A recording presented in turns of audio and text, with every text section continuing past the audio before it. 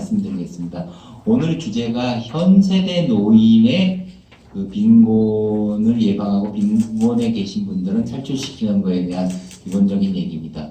근데 뭐 현 세대든 미래 세대든 뭐 사람이 이제 살아가는 거에서 필요한 게 기본적으로 소득, 일자리, 의료, 그 다음에 뭐 주거 뭐 이런 것들이라고 생각을 합니다.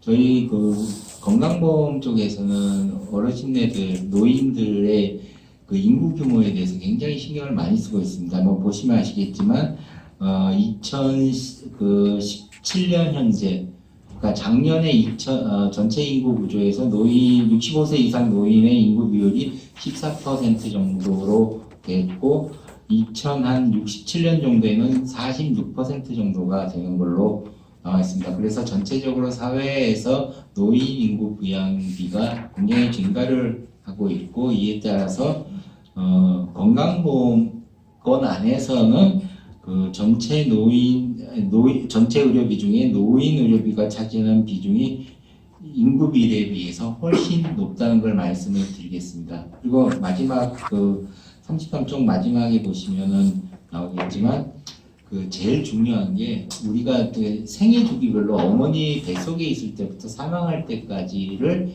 그 뭐 밑으로 하면은 X축에서는 연령으로 가고 Y축으로 하면은 이제 의료 이용이라는데 통상적으로 약간 어그러진 U자 곡선을 걷습니다.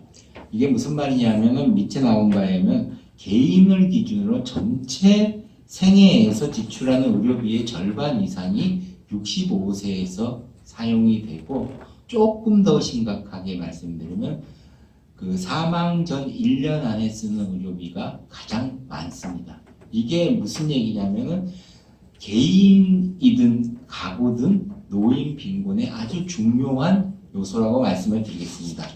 다음 쪽으로 보시면은 통상적으로 이제 대한민국에서 그 2000년대 중반부터 사회보장 제도 그 사각지대 해소라든지 빈곤 탈출 문제, 그다음에 건강보험 보장성 강화 뭐 이런 얘기를 하면서 가장 중요하게 개인이나 가구가 빈곤에 빠지는 원인을 뭐 실직 또는 사업 실패가 가장 크고 그 다음에 질병, 그 다음에 가족 해체 순이라고 얘기를 했습니다. 이게 뭐 크게 바뀌지는 않습니다. 그래서 이제 대한민국에서 공공 부문에서 그 의료비에 대한 얘기들을 많이 하고 있습니다. 특히 이제 그 2016년에 일본 책 중에 하류 노인이라고 표현이 되어 있습니다. 제가 한자로 써놨는데요. 기본적으로 소득이 적고 저축이 적고 사회적으로 고립되어 있는 노인들이 많아서 이분들이 굉장히 그 사회적으로 보호가 필요하고 그 중에 뭐 여러 가지도 필요하지만 그 하류 노인을 방지하기 위해서는 노인들에게 의료 서비스 이용 기회를 좀 많이 제공해야 되지 않냐, 그리고 그 비용 부담을 좀 낮춰야 되지 않냐고 얘기를 하고 있습니다.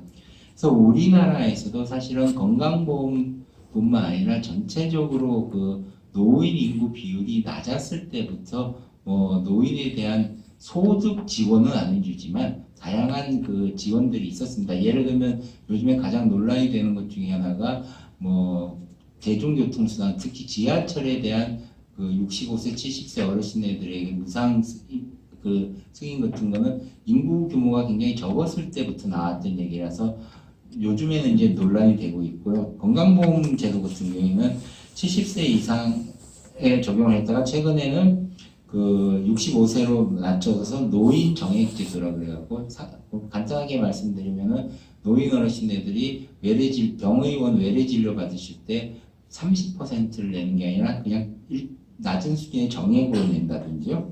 그 다음에 노인들 그 진료비 부담을 완화하기 위해서 노인 틀니라든지 치매 진단이라든지 치과 임플란트 같은 거를 해서 특별하게 이제 노인 어르신들 같은 경우에는 뭐 건강보험에 이제 급여 혜택을 좀 많이 하고 있습니다. 그리고 최근에 이제 현 정부에서는 치매국가 책임제 같은 걸 좀 강조를 하면서 광역지자체나 기초지자체 차원에서 치매 안심센터 같은 걸 좀 만들어내고 있고 지자체와 그 노인장기요양보험 쪽에서 경증 치매 어르신들에 대한 여러 가지 재정 그 급여 혜택을 하고 있습니다.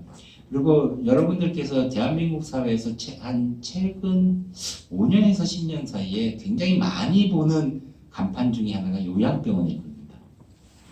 요양병원. 사실은 이게 어르신네들이 댁에서 그 돌봄을 받으시기도 애매하고 그 돌봄을 제공하기도 어렵고, 그러니까 서양 기준으로 하면은 양로시설에 가야 되는데 우리나라는 양로시설에 대한 그 시설 기준이라든지 뭐 이런 것들과 함께 사회적으로 부정적인 요소들이 있고, 그다음 비용 문제가 있기 때문에 건강보험에 입원을 하면은 요양병원에 입원하면 비용이 상대적으로 저렴한 상태입니다. 그래서 요양병원에 계시는 어르신들 중에서 의학적으로 그 치료가 필요하신 분도 있고, 그 다음에 요양이 필요하신 분도 있고, 이런 말씀드리면 굉장히 죄송한데 그 돌봄과 주거가 필요하신 어르신들도 있습니다. 근데 그걸 이제 건강보험에서 재정적으로 그걸 지원을 하고 있는 형태인데, 정부에서 작년부터 이제 기본적으로 내세우는 게 헬스 에이지 인 플레이스에서 본인 집이나 지역 사회에서 건강하게 사시면서 지내시는 거를 그 보건의료 정책의 기본 아젠다로 좀 설정을 하고자 합니다. 그래서 나온 것들이 아까 원시현 박사님께서 마지막에 얘기한 커뮤니티 케어, 영어로 얘기하면 홈 앤 커뮤니티 베이스드 케어라고 얘기해갖고 댁에 사시는 어르신네들한테 간단한 그 건강 돌봄 서비스도 좀 해주고, 그 다음에 다양한 형태의 사회복지 서비스도 해주고 장기 요양 그 돌봄도 제공하는 형태입니다. 꼭 끝내도록 하겠습니다.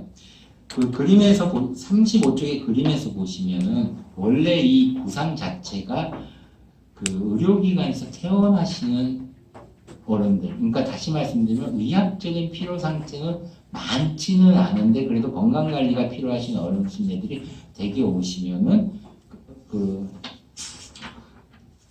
36쪽에 보시면은 주거 살 집도 마련해 주시고 드려야 되고, 건강관리도 좀 해드려야 되고, 장기요양 쪽에서 여러 가지 서비스도 제공하고, 그 다음에 지역사회에서 식사 배달이라든지 다양한 서비스를 연계하는 이런 지역사회 통합돌봄 사업들을 올해 그 현재 기준으로 16개 지역에서 시범사업을 실시를 하고 있습니다.